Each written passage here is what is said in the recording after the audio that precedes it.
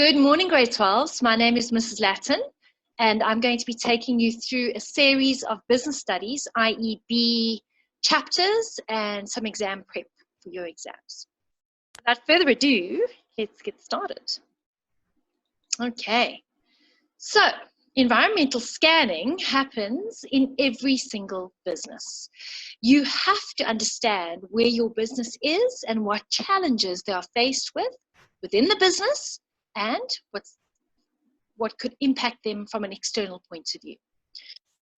Environmental scanning on each of those environments will allow you to understand, are you aligned to your vision and your mission? It's very important to always have a look at what you said from the beginning that you want to be and want to achieve, and are you still doing that? And a few companies do re-look their vision and mission because they've gone on a different path, or external environments have moved them there. I mean, technology is incredible. So it's important to have a look at your vision and mission. If you've said you're going to add value and you have a look and you say, are we actually adding value? And if you're not adding value and you want to maintain that stance, then the next thing would be to formulate a strategy.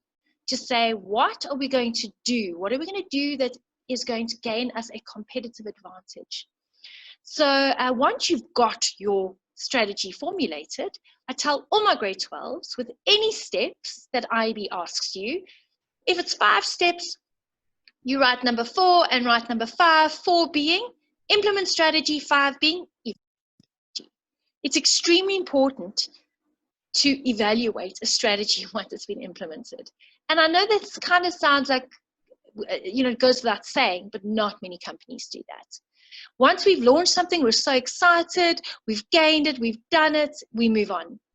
It's so important to go back to have a look at what did we do right, what did we do wrong, and to write that down and record that so that the business doesn't make the same mistakes again. When I worked for Bayer, we launched Zambuck oil. And Zambuck is an amazing brand, lots of brand heritage. The product is incredible. So we thought, you know what, let's take that little ointment and let's put it into a body. It's got medicinal properties, people would just buy into it. We would be competing against bio oil. So we launched it and it failed. And when we had to sit down and evaluate why, we had to understand what our key learnings were for this project so that the next project, we did not make the same mistakes again. So to evaluate. So let's move on to our first environment, and that is our micro environment. Remembering that your micro environment is the business. So you're going to look at your petrol station. So we're looking at Engen, Sasol, Puma, Caltex, which is now being bought by Sinopec, but yes, we're going to all of those garages and petrol stations to understand what challenges they face. Just as a little reminder, I've just put a little block here. Remember, your microenvironment consists of all the functions. There are 10 business functions. Don't forget your risk management, your IT, production, procurement, marketing, finance, HR, admin, etc., etc. Okay, those departments make up your business. Within that, you need resources for your business to function. So you need monetary resources, you need people. Your business is formulated according to a certain structure. It's either a very tall structure with lots of managers and I've worked in a tall structure where it takes you 3 months before you even get to start working on the launch of a product in terms of how much red tape there is. And then don't forget, these policies are important for businesses. They need to understand those are the rules, the blueprints of how they run their business and how they do things. Each company has a different policy. And then your culture. Your culture is very much determined on the business. I worked for an American company and I also worked for a German company, 2 completely different cultures. It's amazing how, and you've got to see whether you can fit in with that culture or not. Right. Let's get into our tools. Now, for your micro environment, the environmental scanning tools that you can use are these four. There are others, but IB likes to focus on these, so let's look at that. Your SWOT, grade 12s by now, you know how to do a SWOT. Remembering that your strengths and your weaknesses are internal and you can control that, you can change that. Your opportunities and your threats are external. Whatever your weakness is, remember that can become an opportunity. So let's have a look at Engen. Engen, I would say, is their brand, their marketing. A weakness could possibly be staff training. Maybe they don't send their staff on enough training. Just saying. An opportunity would be to create training programs, to maybe expand on the HR department so that there's more focus on their staff, and to start career development paths for each staff member. A threat is always part of PESTLE. I see a lot of students that will write as a weakness, please, you have no control of a competitor. So your threats are definitely your PESTLE. In this instance, there's a relevancy with COVID-19, that's an uncontrollable. Competitors are always part of a threat. Are you happy? Let's move on to resource-based analysis. Now, resource-based analysis is all to do with the resources within a company. You need to have a look at your people, at your equipment, at your machinery, at your building, at whatever it is, and understand, are we gaining a competitive advantage to change things in order to be better? Environmental scanning is always trying to be better. So you're always making sure that you are one up on your competitors. So with your resource-based analysis, you're first going to understand, do we have a resource gap? So for a petrol station, a resource gap could be, we do not have electrical charging for electrical cars.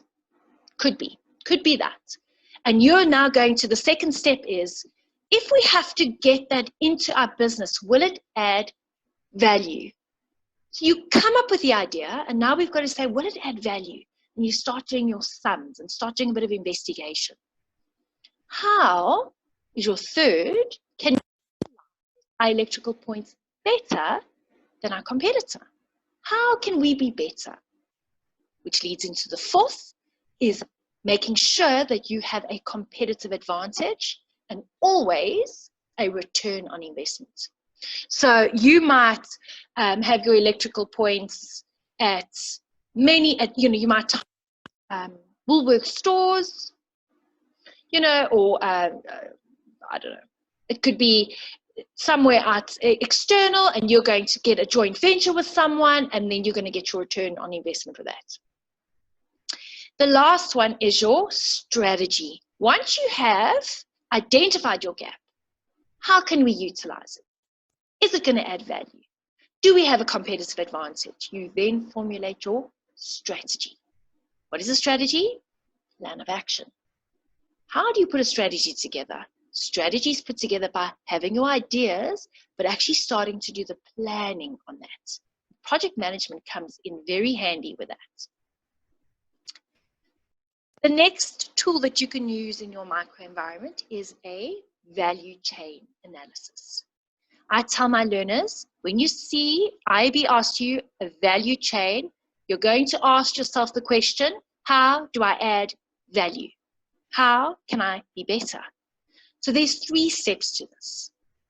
The first step, you identify your primary activities. The second step, identify your secondary activities. And the third step is to ask, how can I add value to those activities? For example, you're doing petrol stations. So let's identify 2 primary activities in a petrol station. I would think the fuel pumps would be a primary activity that really needs to be quick, because if you're like me, it's a bit of a grudge purchase. I'm normally in such a rush when I get petrol, that must be quick. And 2, a primary activity could be the staff. We have petrol in South Africa that help put the petrol in, and they would be a primary activity for me in terms of my business. I need to have people that are reliable, friendly, etc. Ask yourself the question, how can I add value to what I have currently? Remember, your environmental scanning is to say, how can we be better? So you would look at your equipment. Do I have the fastest pumps? Do I have the latest technology? And you would do your investigations to that and then put a strategy together to implement. My staff, my petrol attendants, are they on training? Can I implement Employee of the Month to get them motivated? Could we do a rating of our, rate the petrol attendants in order for him to get a bonus, or whatever the case is? You would then put that strategy together. Secondary activities in a business, please don't be fooled that they're not important. It's just kind of not in your face. Secondary activities are things like marketing. Marketing is a secondary activity, could be. I mean, if you've said it's primary and you've justified it, but marketing could be a secondary activity in the sense that we now need to improve on our promotions. We now need to improve on social media. So that is how I would be asking myself, to marketing, I want to get onto social media. Let's get an Instagram page. Let's get onto Facebook. Let's start engaging with our customers. The fourth tool that you can use in IB, and IB loves this, they love the balance scorecard. I know I loved asking this. How I get my students to remember it is that you've just got to kind of, you come up with an acronym and you just say, oh, scorecard, fickle, fickle, fickle. It's a fickle thing. It's not really, but I mean, that's how you're going to remember it. So fickle, the F-I-C-L, all stands for something. So your F stands for your finance. Now, balance scorecard is very similar to the other tools. So you're always going to ask, how can I be better with what we've got? So you're going to look at your financial situation, and especially in a petrol station, where a lot of the times petrol stations don't make it because of lack of financial acumen, lack of knowledge, because it's a lot of cash flow, lots of cash coming in, and a lot of managers or owners don't know how to manage that. So what you could possibly do is you could look at budgeting. How am I going to add value in my financial perspective? So put perspective, financial perspective. How do I add value? I'm going to start budgeting. I'm going to try and get my suppliers to give me better discounts. I'm going to buy in bulk. I'm going to build a storage facility so I can keep some of the things in bulk. Another thing is your ratios. Remember your ratios. We're going to get back to that in another segment. But to ensure that your current capital ratio is 2:1 industry norm.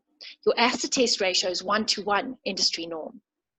The second element is the I, and that is internal perspective.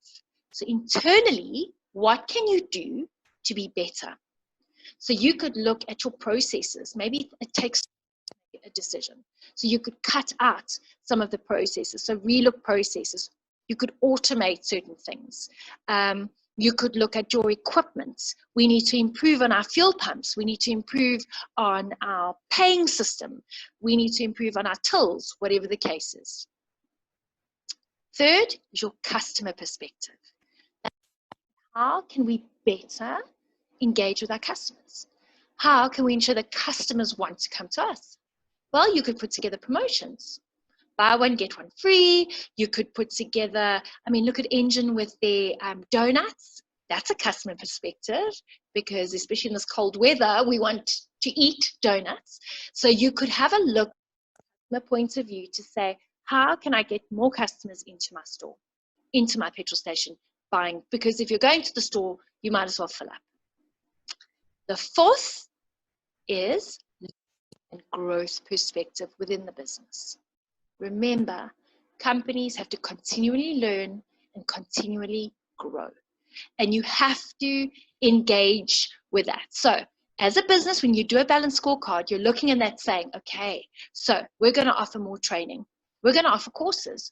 We're going to expand our HR department so that they can do internal training, internal courses. We're not going to go CETA accredited, etc., etc. Grade 12, that is your microenvironment with the various tools that are going to help you overcome challenges and to have a competitive advantage.